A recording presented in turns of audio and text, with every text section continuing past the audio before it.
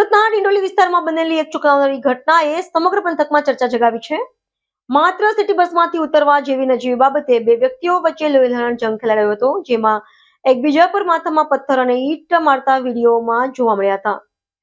વિગત મુજબ ડિંડોલીની પ્રિયંકા સોસાયટીમાં રહેતા 43 વર્ષીય રાકેશ શાંતારામ આહિર કલરકામનો વ્યવસાય કરે છે. ગત 17મી ફેબ્રુઆરીના રોજ રાત્રે 8 વાગ્યાના અરસામાં પાંડેસરાથી સિટી બસમાં બેસીને ઘરે પરત ફરી રહ્યા હતા. બસ જ્યારે ડિંડોલી માનસી રેસિડેન્સી પાસે પહોંચી ત્યારે પાછળ ઉભેલા જગદન નામના શખ્સે ચાલભાઈ સાઈડમાં હટ મારી ઉતાવળ છે તેમ કહી રાકેશ સાથે જીબાજોડી કરી.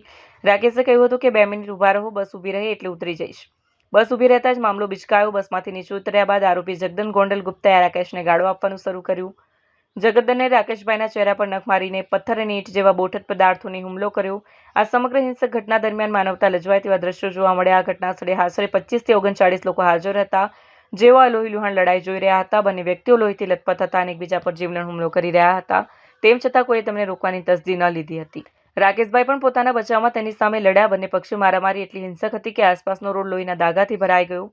કોઈના જીવ કરતાં વિડીયોની ક્વોલિટી વધુ મહત્વની બની ગઈ હોય તેવું પ્રતીત થઈ રહ્યું હતું. અંતે કોઈ 108 એમ્બ્યુલન્સની જાણ કરતા ઇજાગ્રસ્ત રાકેશભાઈને તાત્કાલિક સારવાર માટે ખસેડવામાં આવ્યા.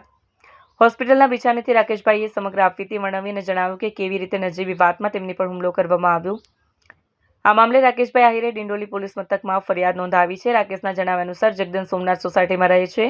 આશ્ચર્યની વાત એ છે કે આટલી મોટી ઘટના બાદ પણ આરોપીના મનમાં પોલીસનો કોઈ ડર નથી. તેણે હોસ્પિટલમાં પણ રાકેશને ધમકી આપી હતી કે આજે તો તું બચી ગયો, પણ જો ફરી સામે આવીશ તો જાનથી મારી નાખીશ.